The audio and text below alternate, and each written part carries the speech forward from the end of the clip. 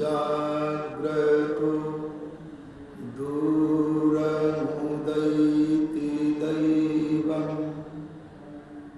तदुसुप्तस्य तथैवैति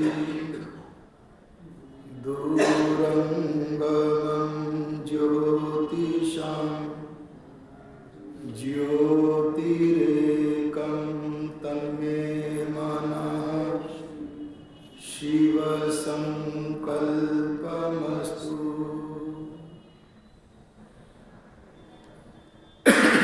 आर्य समाज कुबेर नगर अहमदाबाद के तत्वावधान में आयोजित सत्संग में समागत सभी पवित्र आत्माओं, आजकल हमारा विषय मन रूपी चंद्रमा अपने अपने विषय से संबद्ध इंद्रियों को लेकर विषयों को कैसे प्रकाशित करता है, इस विषय का चल रहा है। हमने पीछे मन के विशेष योग से नासिका इंद्रिय से गंध का परिज्ञान कैसे करें, रसना इंद्रिय से रस का ज्ञान कैसे करें और चक्षुर इंद्रिय से रूप का ज्ञान कैसे करें, इस विषय का वर्णन किया है। आज हम आपके सामने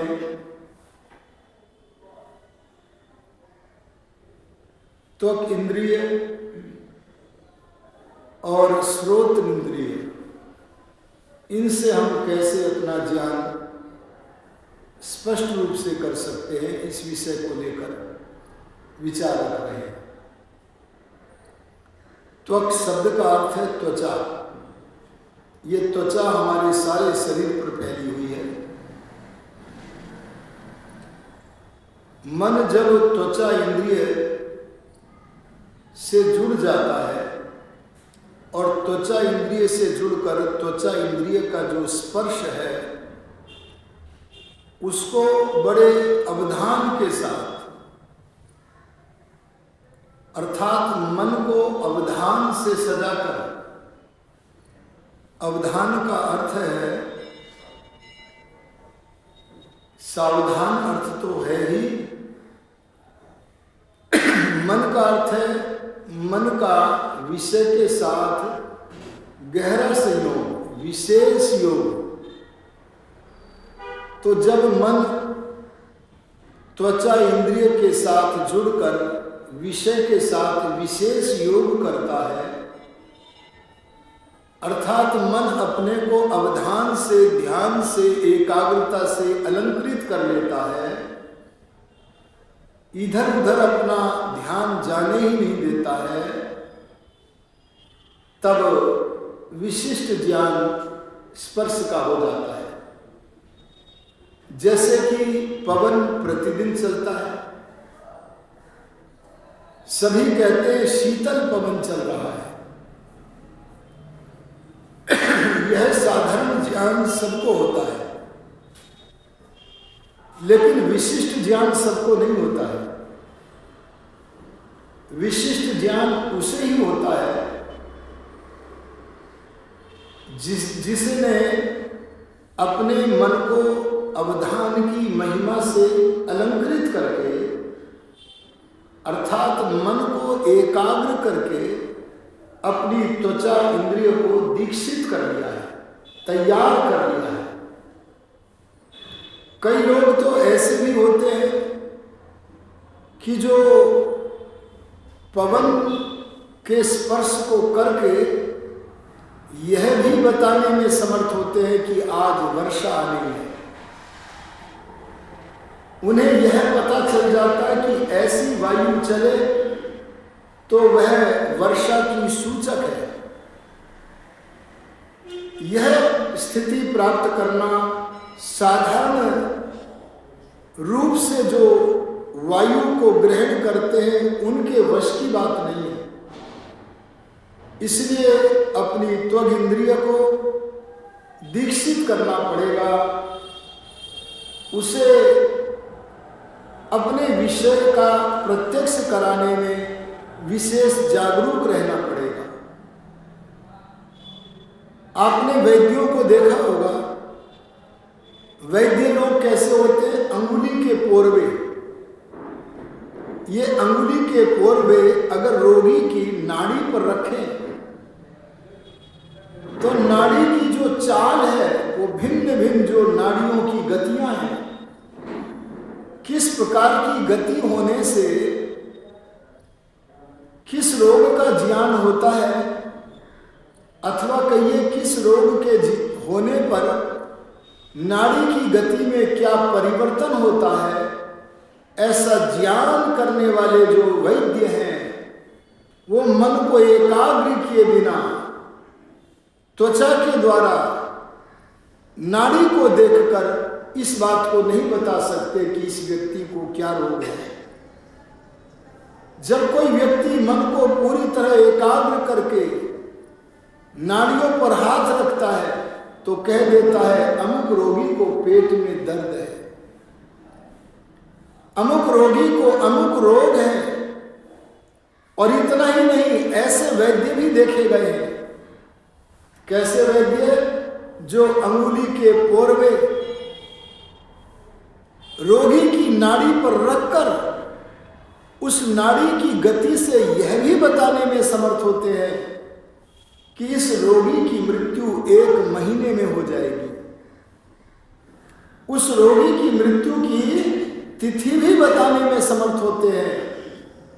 वे कोई सिद्ध लोग नहीं होते हैं, बल्कि उन्होंने ये सिद्धता तो प्राप्त की है कि अपने त्वचा के द्वारा, अंगुली के पोरवे के द्वारा नाड़ी की गति किस प्रकार चलने से उसका क्या परिणाम हो रहा है, इस बात को जानने में समर्थ हो जाते हैं।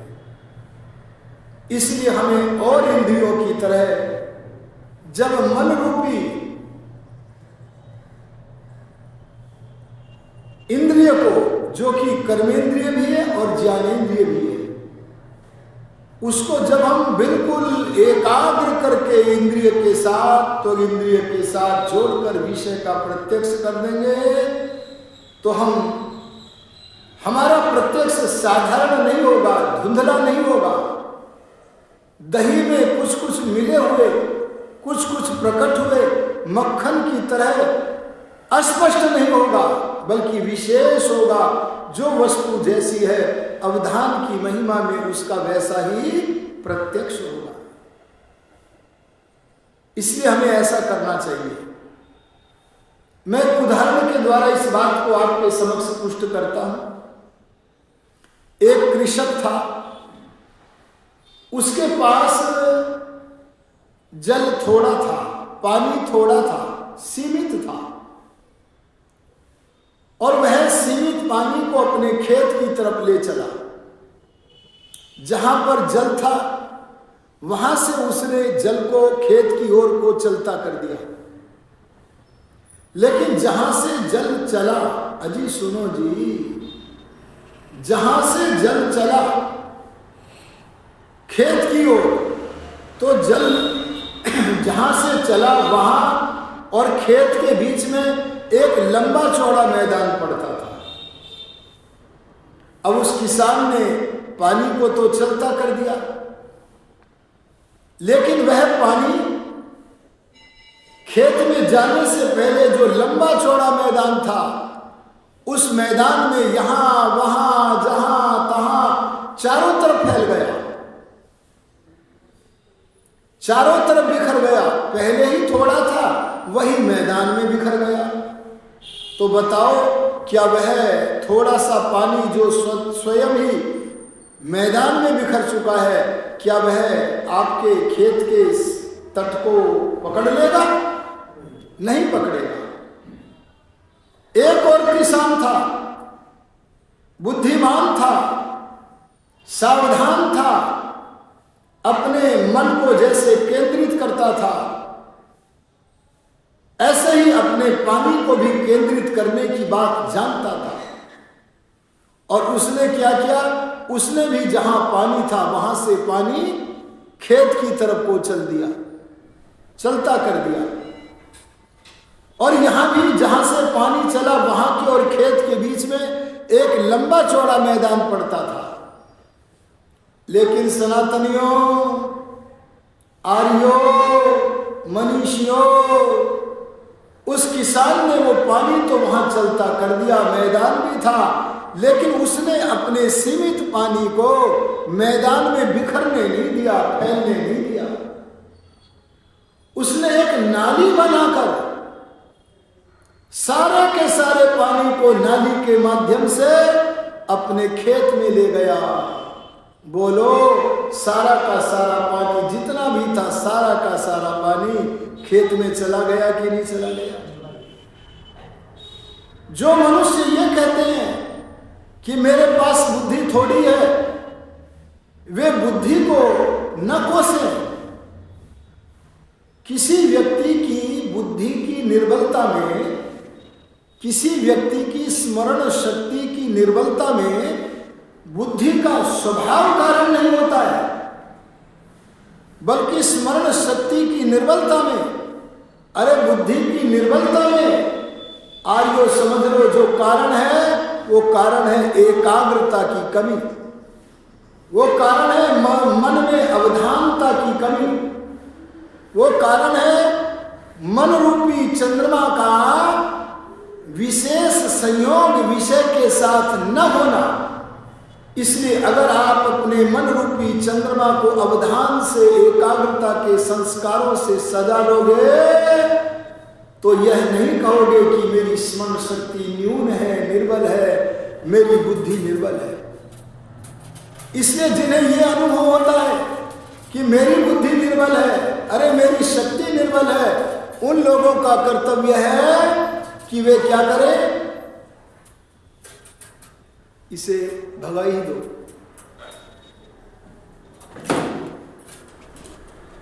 क्या करें? वे अपने मन को अवधान से सजाएं। देखो आजकल के विद्यार्थी क्या है, हमारे सत्संग में आने वाले भी क्या है, कभी कोई काम करते हैं, जब प्रवचन सुनने का काम कर रहे हैं तो प्रवचन सुनते समय उनका ध्यान केवल कहाँ रहना चाहिए? जो काम चल रहा है उस काम की क्रिया में और तत्संबंधी विचारमाला में, उस काम से संबंधित जो विचार है उन पर ही चलना चाहिए। लेकिन हमारा अभ्यास है जो काम चल रहा है उसकी क्रियाओं में से मन हटाकर, उसकी विचार में से मन हटाकर इधर उधर के विचारों को उठा लेना। बोलो इससे वो काम बढ़िया होगा क्या? अरे ध्यान देना, अपने मन की शक्तियों को इधर उधर चंचलता में बिखरा कर नष्ट न करो। अगर हमने ऐसा किया तो हम बुद्धिमान कहलाएंगे। हमारा एक पांचवा इंद्रिय और है, उसका नाम है श्रोत्र इंद्रिय। क्या नाम है जी? श्रोत्र माने कर्ण, कान।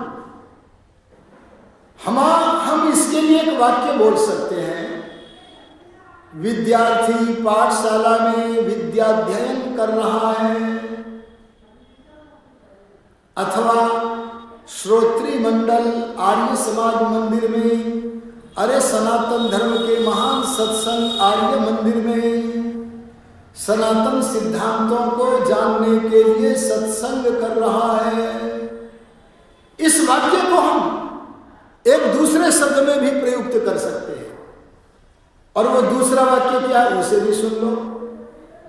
पहले मैंने क्या कहा था? पाठशाला में विद्यार्थी विद्याध्ययन कर रहा है।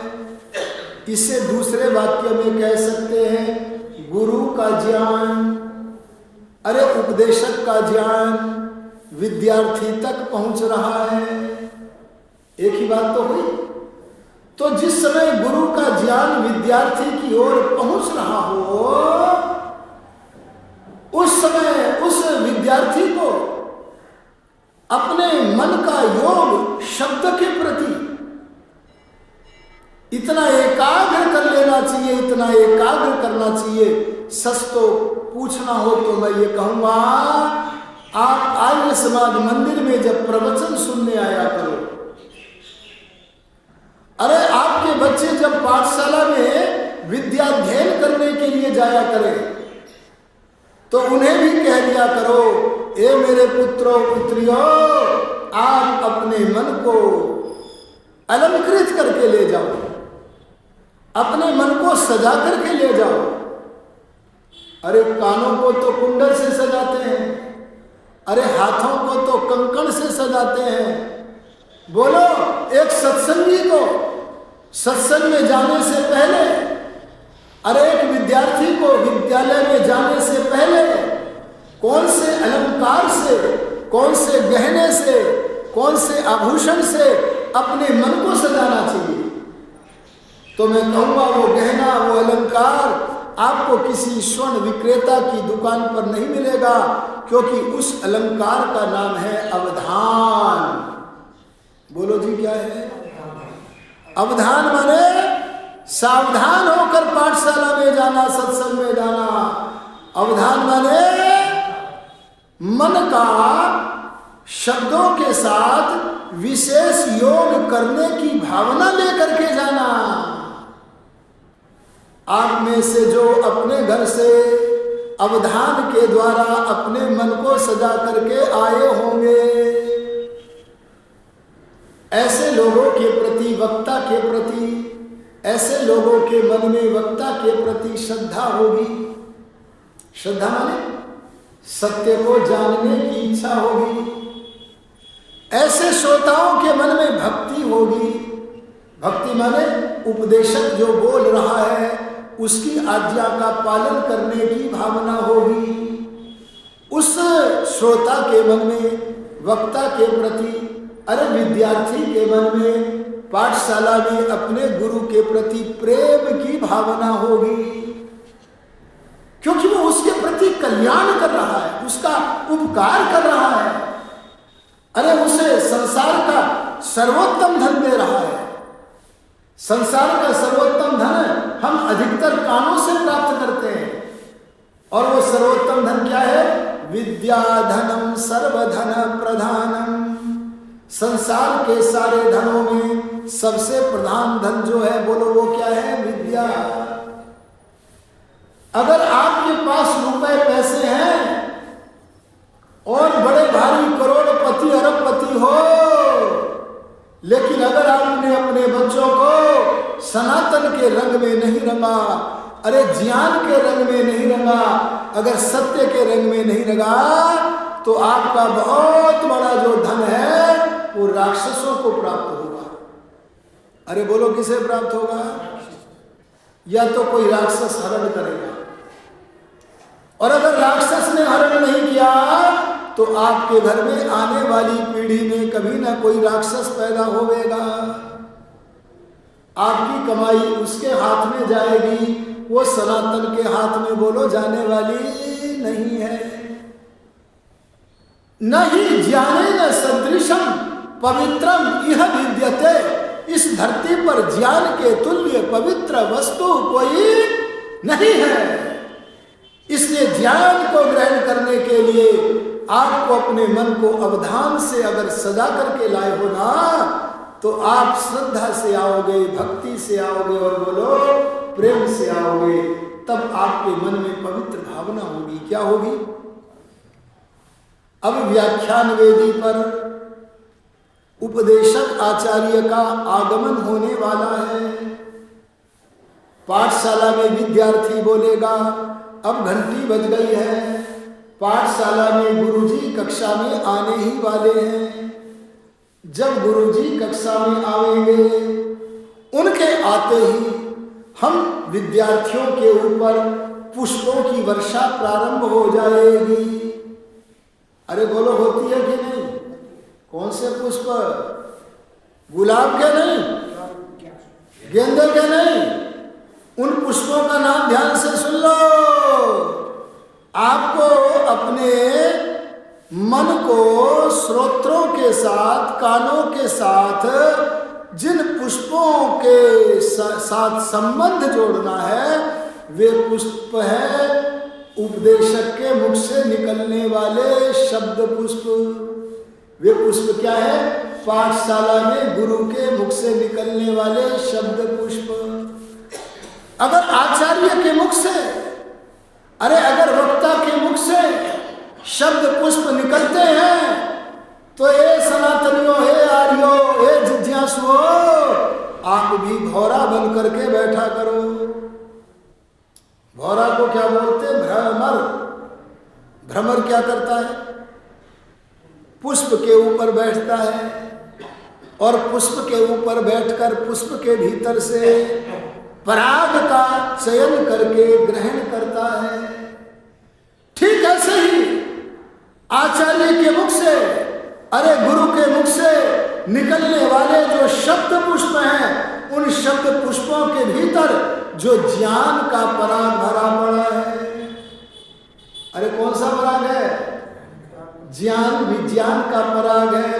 उन ज्ञान विज्ञान के पराग को चुन चुन कर अपने अंतःकरण के कोने चित्त मंजूषा, मंजूषा माने संदूक, आप अपने चित्त रूपी संदूक में धरो।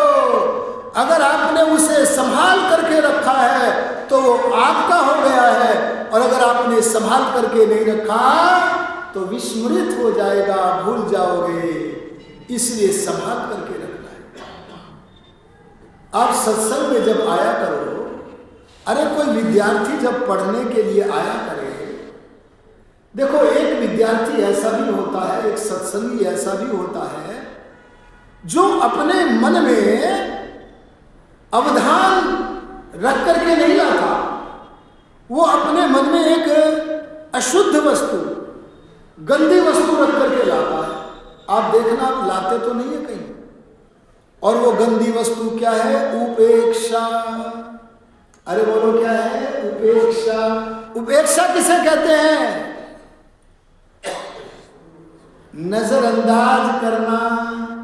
नजरअंदाज करना माने भाषण की तरफ कोई ध्यान न देना, भाषण की तरफ, प्रवचन की तरफ, पाठ की तरफ कोई अवधान न लगाना।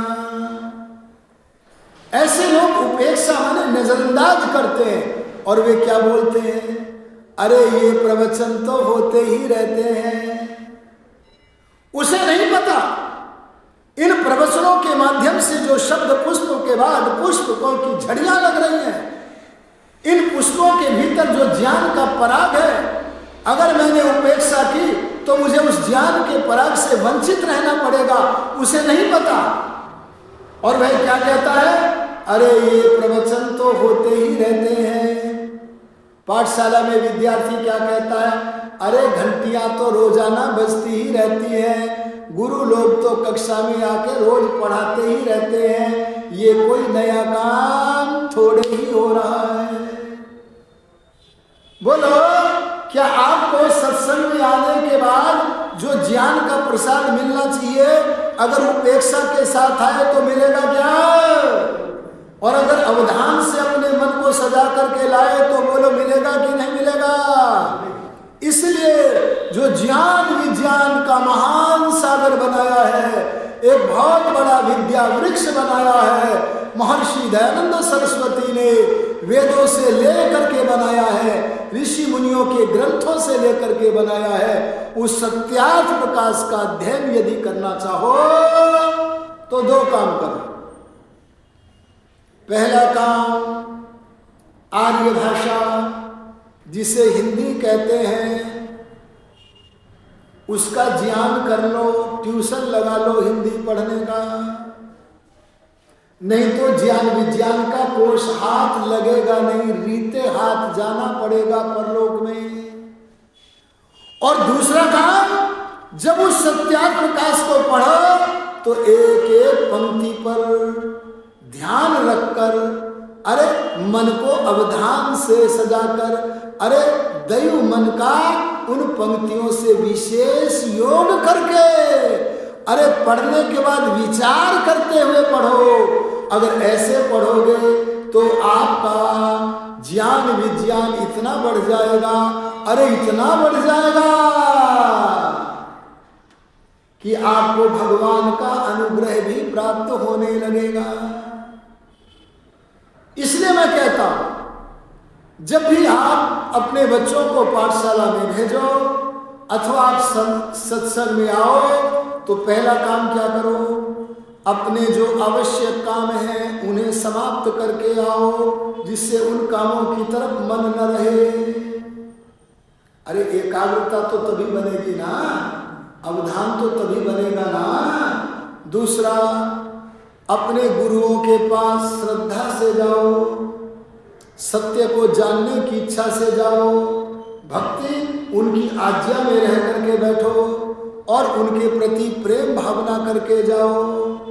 तीसरी बात, आपने, हमारा स्वभाव है, क्या स्वभाव है, एक काम जब करते हैं तब उसकी क्रिया और उसकी विचारमाला से अपने मन को हटाकर इधर उधर ले जाते हैं। लेकिन नहीं, जब सत्संग में जाओ तो सत्संग में सुनने की क्रिया और उस सुनने की क्रिया में जो विचार मिल रहे हैं उन विचारों से हटाकर अपने मन को इधर उधर क्षण मात्र के लिए भी मत जाने दो। अगर आपने क्षण मात्र के लिए भी नहीं जाने दिया तो सत्संग आपका अपना हो जाएगा। और ऐसे तथा कथित सत्संगों में मत जाओ जहां अभिनय किया जाता है। क्या किया जाता है? जहां वेदों का ज्ञान नहीं है, अरे जहां ऋषि मुनियों का ज्ञान नहीं है, जहां गुरुडमवाद फैलाया जाता है, जहां सत्य का बोध नहीं कराया जाता है, जहां पूर्वाग्रह से ग्रस्त होकर के बोला जाता है, वहां भी मत जाओ। और क्या काम करो, आप जिस समय सत्संग सुनो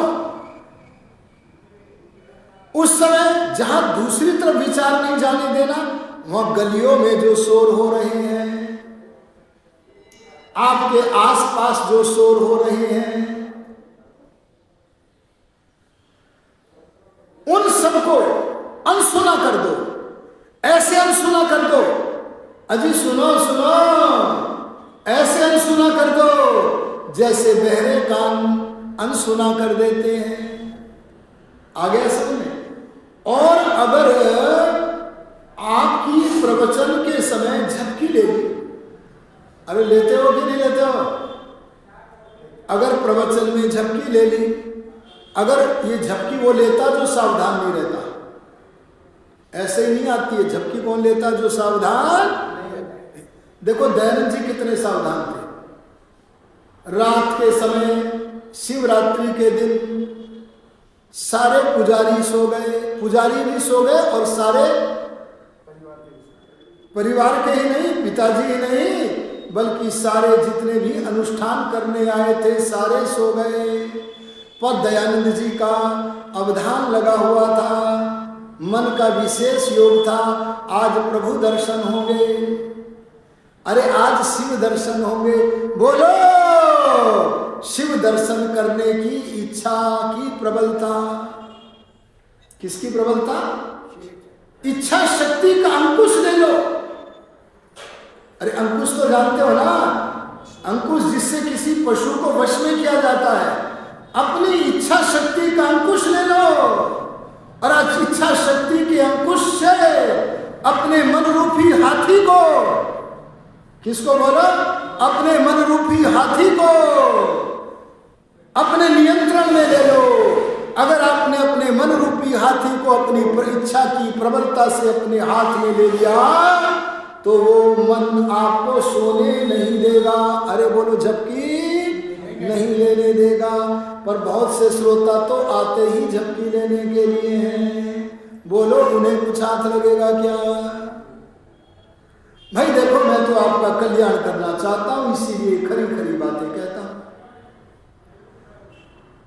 तो ये सब करके अगर आप चलोगे तो वास्तव में आपका कल्याण होगा। और सुनो, ये तो 5 इंद्रियों से हुआ बाहर का ज्ञान।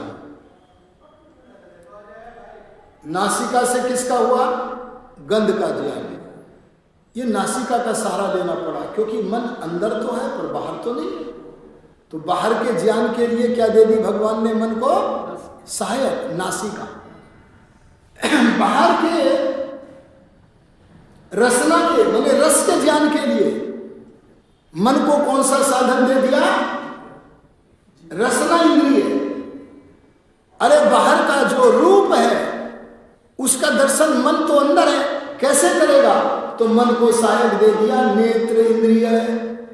अरे बाहर तो स्पर्श है, मन अंदर है, तो मन को बाहर का स्पर्श कराने के लिए परमात्मा ने कौन सा साधन दे दिया? त्वचा। अरे शब्द तो बाहर है, शब्द की उपलब्धि तो श्रोत्र से होती है, मन तो अंदर है, तो परमात्मा ने मन के लिए सहायक दे दिया श्रोत्र। समझ में? और उसकी जो उपलब्धि तो श्रोत्र से होगी, पर उसके सचमुच में ग्रहण करना, अरे धारण करना, वो क्या होगा? बुद्धि से। तो मैं आपसे निवेदन करता हूं, ये बाहर के विषयों का ज्ञान तो ज्ञानेंद्रियों से हो गया, पर कुछ अंदर भी जानने की चीज है क्या? अरे बाहर तो रूप है, बाहर तो रस है, बाहर तो गंध है, बाहर तो स्पर्श है, बाहर तो शब्द है, अरे अंदर भी कुछ है क्या? अरे बोलो ना, अंदर भी है, अंदर भी बहुत सारी चीजें जानने योग्य हैं। उन जानने योग्य पदार्थों को जानने का आत्मा के लिए परमात्मा ने जो साधन दिया है वो शरीर रूपी गढ़ के भीतर ही है। उस साधन का नाम है मन। क्या नाम है? मन। मन भीतर के किन किन पदार्थों को जानता है, इसका वर्णन हम कल करेंगे। अब इन्हीं शब्दों के साथ अपनी वाणी को विरमित करते हैं। ओम शं